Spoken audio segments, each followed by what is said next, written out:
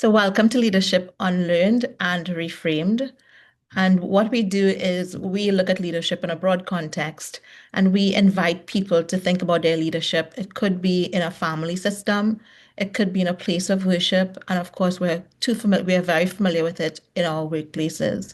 So, our invitation is really for people to take up their leadership mantle wherever they are, because I believe that that would make a difference to our societies if each of us walked around and say, I am a leader and I see myself, whether it's leading my friend group, my football team, but really walking into that space and thinking about it that way, how differently would we show up?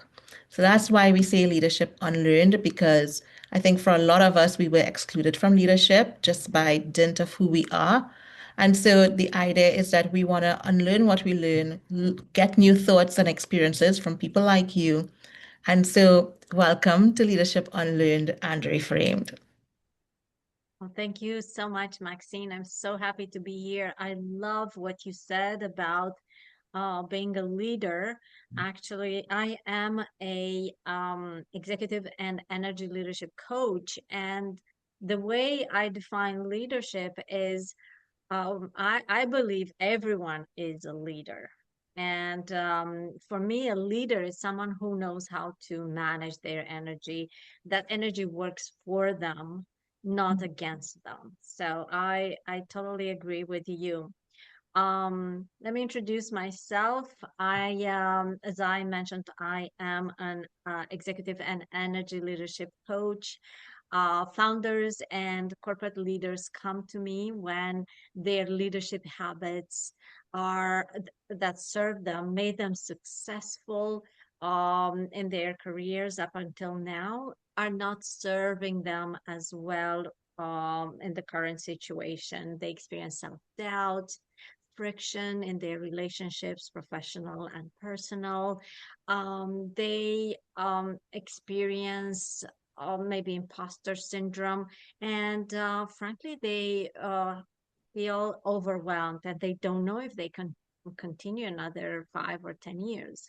So, what I help them is I help them to reground,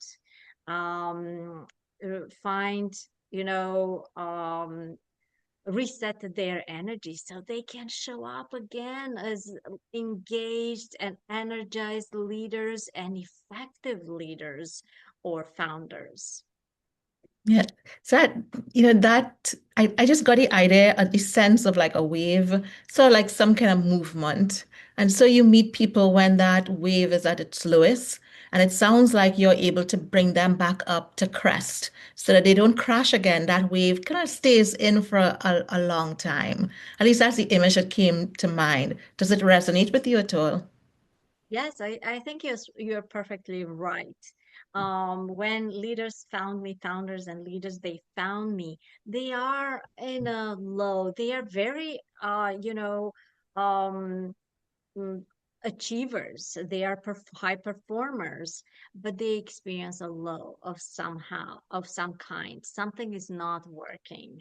Something is not giving them the results that they want right now, and they cannot quite figure out how and why. So, um, and they, Natalia, hi, I know you. Hi, yes, yes. Welcome. Thank So they you. they they don't quite know their how to get the results that they are looking for. So I help them ground and gain that clarity so they can go out there and become effective again.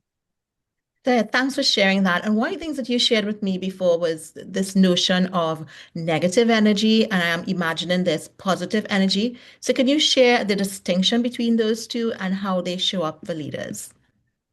Yeah, and we discussed about how shame shows up in leaders, right? This was kind of the theme of our discussion. And what I talk to my clients about is catabolic or negative energy and anabolic or positive energy. And shame falls into the catabolic type of energy. And it's something that people don't openly discuss, maybe, with especially in the workplace. But a lot of leaders actually experience shame. They perform out of shame and fear. And these are lower levels energy that, there's a lot of energy there, and some of them they might perform and achieve from that place of the negative place. It fuels them. But there is a cost to that, to achieving from a negative type of energy. Sooner or later, this way of functioning is going to take a toll on their health, on their relationships. So, and they feel that something is not quite fulfilling for them. And more often than not, shame, guilt starts in the early stages of life. Oh, I have to perform because I hear a lot from leaders, I am the eldest daughter or the eldest brother, and I have to, I cannot let people down. They feel this sense of responsibility, and that fueled them and served them well to become leaders in a company, in a lead a team. But then they take on too much responsibility, and they also um, don't give themselves the breaks that they need to and the recognition that they need to. And they feel this, they continue go go go while harboring these very heavy energies and emotions. Because you can look from the outside, they are high achievers. Some of them, they got to the corner office and everybody would say, you have the best life, you made it. But what it matters is the experience that the individual actually has through this process, through their lives. And until they recognize themselves that something is heavy, is not quite working, and they are looking for tools, and they find coaching, and it feels so liberating for them. Sometimes they cannot believe it, like, oh, I carried this load with me all this time when I could have put down the load. Yeah, and a lot of what you say, I'm actually working with it because I've done a lot of work on my shame. And my shame was probably there before I was born, working with my therapist, working with coaches on my shame. And it's exactly what you said, like I was very successful, top of my game, and yet I didn't feel that I was enough. I felt sort of like if I was in a cloud, just like just couldn't see what other people see. People would say, "Oh, you're so successful." And I'd be like, "I am."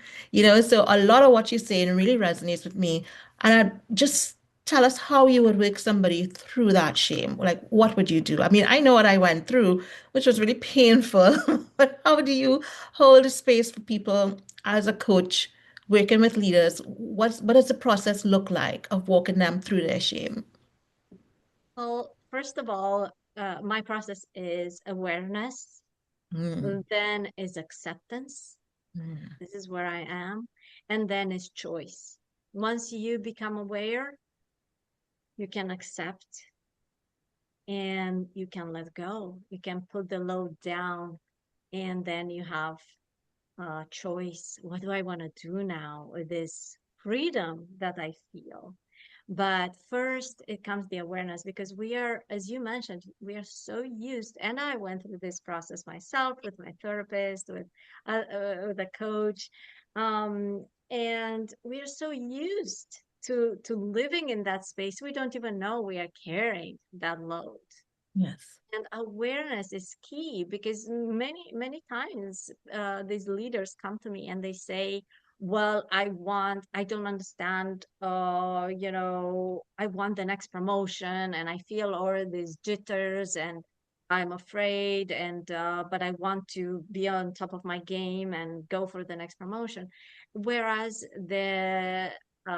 what they need to become aware is that their energy is trapped somewhere else, and that Yeah. is stuck energy. They don't have access to the full spectrum that is actually available to them. And as you mentioned, Maxine, people can see you as successful, but you don't feel it. Your internal experience is not that. Because the thing is, what I also talk to the client, nothing from the outside is going to satisfy you. No achievement. You achieve something, you're going to set another goal and another goal. Yes.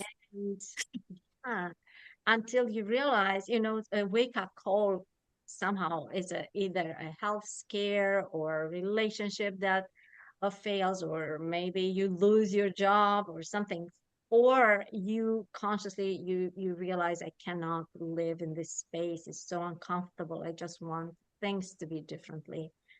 Um, and then people are ready to do the work, because nothing from the outside is like you tell yourself a lie, and a lie cannot be satisfied by anything. Yeah. That's, and so I'm wondering in terms of your process, right? So there's awareness, acceptance, and choice. Which one is the most difficult that you've seen clients struggle with the most? Well, the maybe the acceptance part, Mm. I would say. Yeah. Yeah. Yeah. And I'm just thinking because some of the things that I read on shame, it's like a lot of times it's like I am wrong.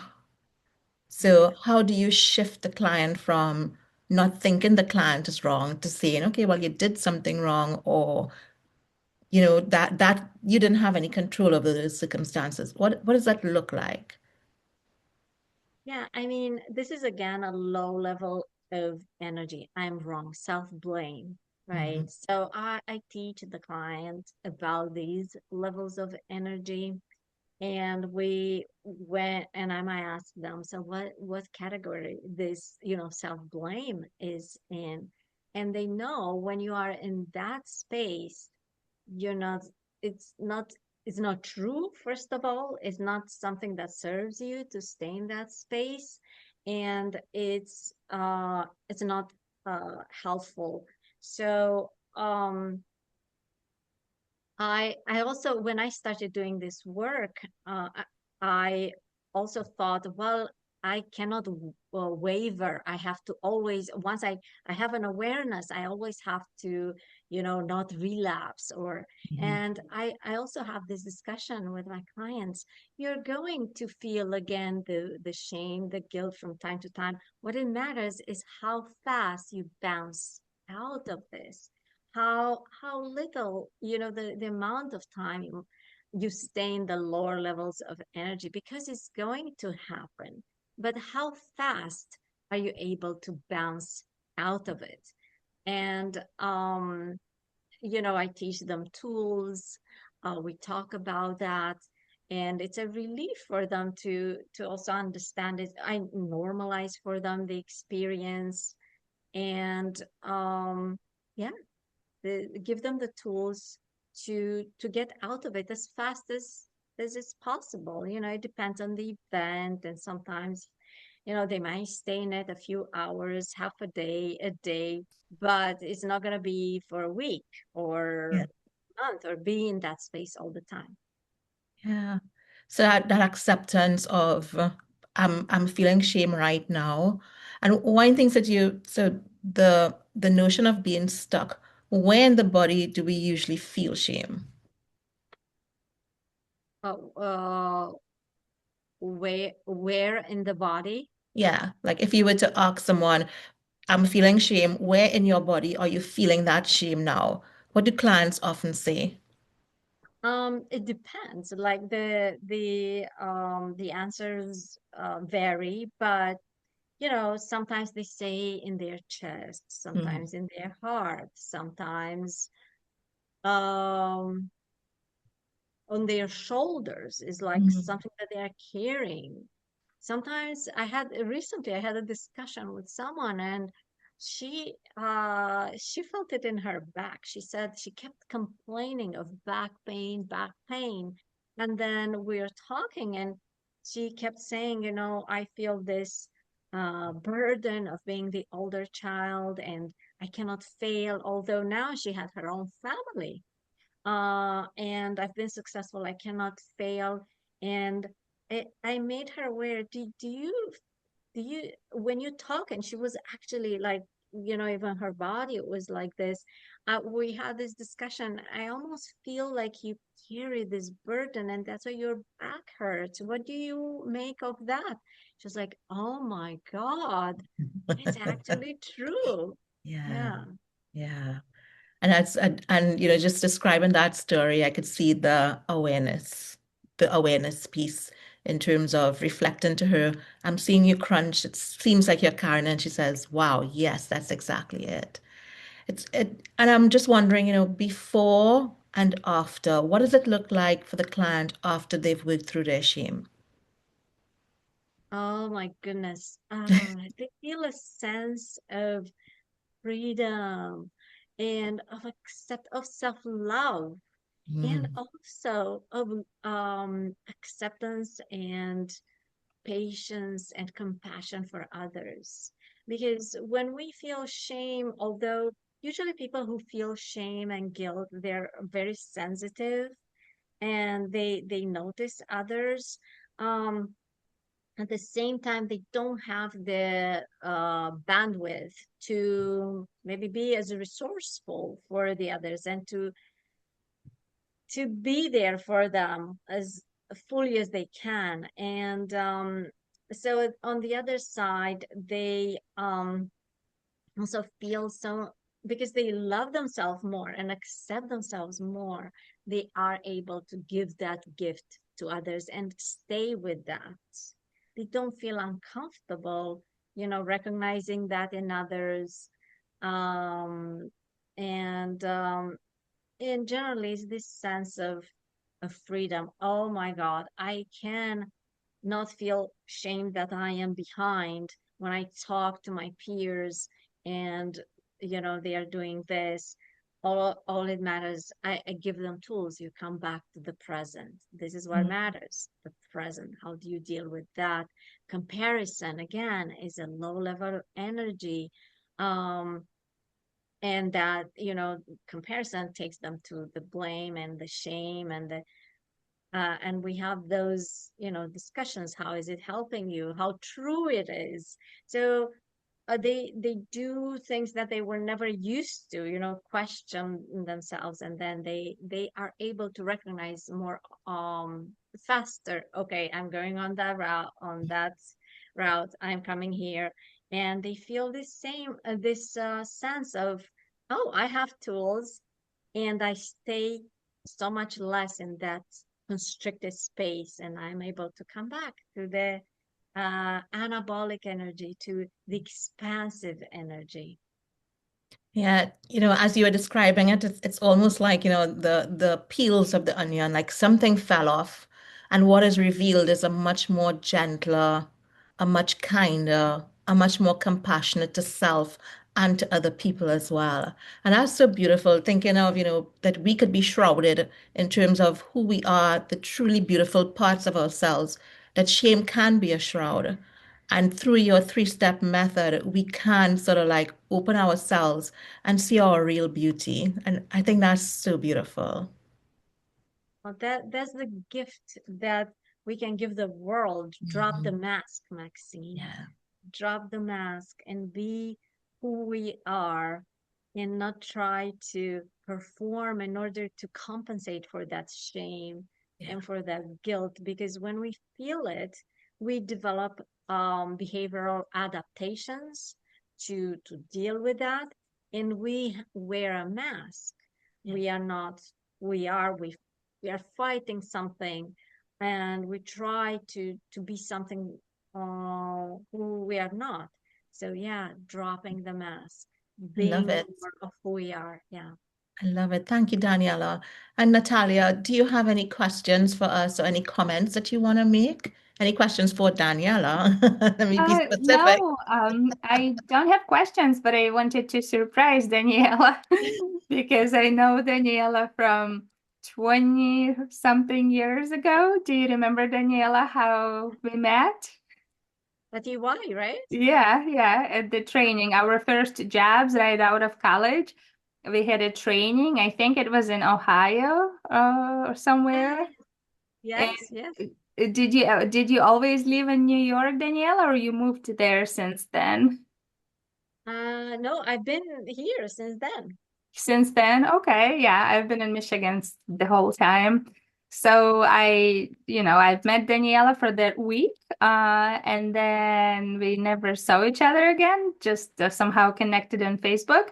And then somehow I noticed motivational posts, and I figured you're doing something, and I was just curious how you got into that, and just more out of curiosity about how you got into it. But Yeah. yeah, Yes. Thanks for Thank you for joining us, being Natalia. Go yeah, ahead, Daniela. Go ahead. thank you. thank you for being here and you saw the post and you jumped in.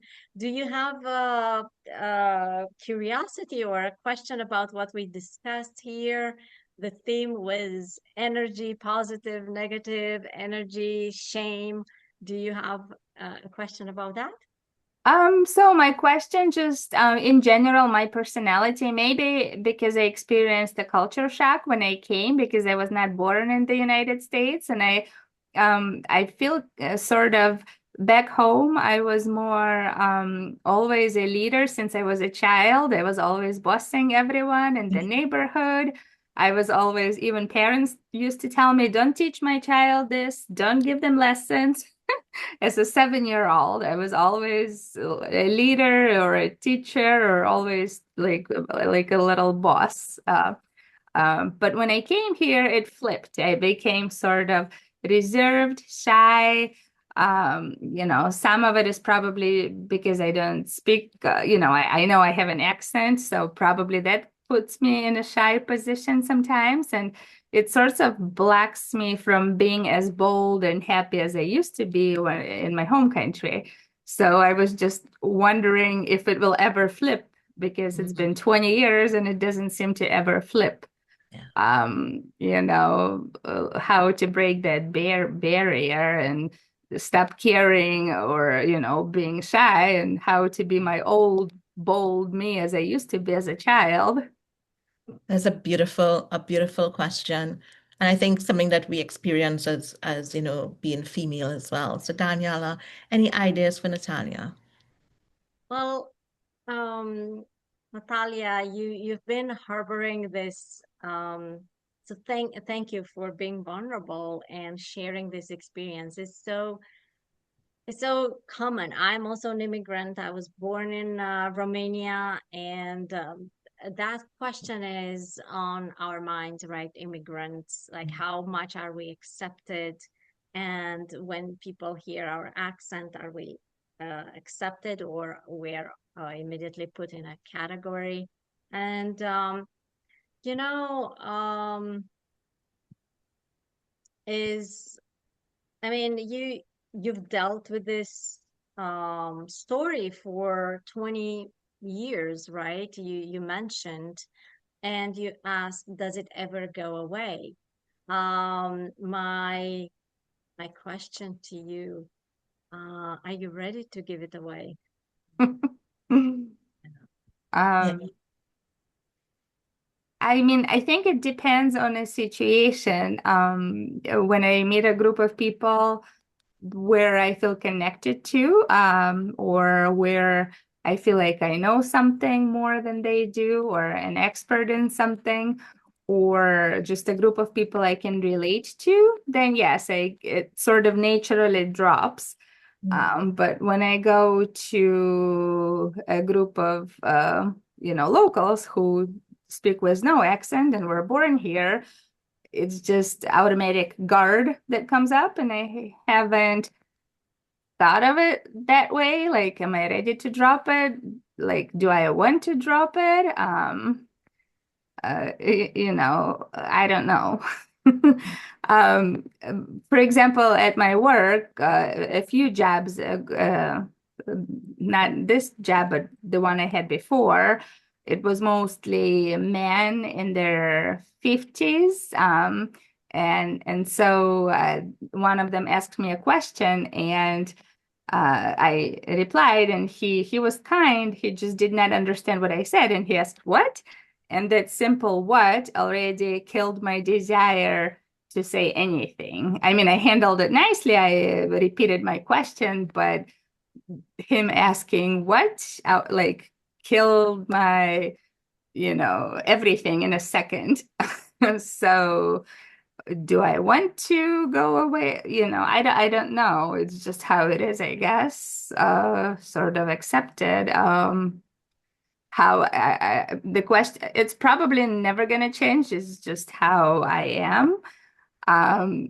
The question is how, like if I want, and I'm not a CEO or a manager. I'm a business analyst on my job. And so when what am I trying to say? How Natalia, do let you me ask take you. it? Like I will always Yeah. feel the way I feel. It's just my nature. I'm not gonna, it's just I'm stubborn, too stubborn, and it's just I'm afraid it's just gonna how I am gonna be me. Yeah. Um, it's just how can I fake it? I guess maybe. Yeah. Let me ask you another question, and if you can answer really quick, because we are kind of out of Yeah. We're on time. the edge of time. Yeah. Yeah.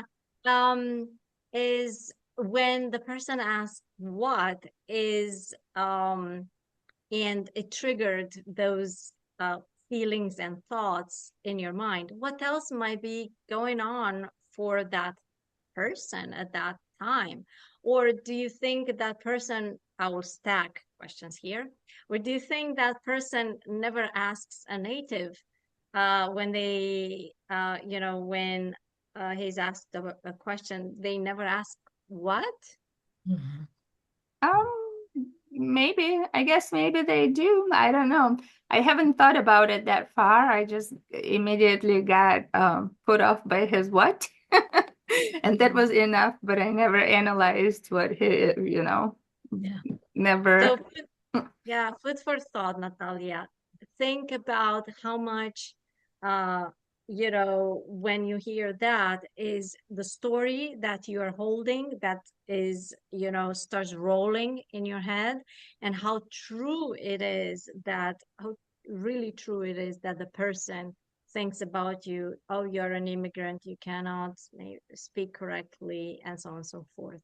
So Yeah. maybe that's some food for thought for you, and we can connect and talk offline about that. But I know Maxine, she's on Oh a. no, I'm good. I'm good. I'm good at this was so it was so precious, the interaction. And I think that Natalia, you sort of embodied what we're talking about in terms of having, your pure self, that 7-year-old who was bold.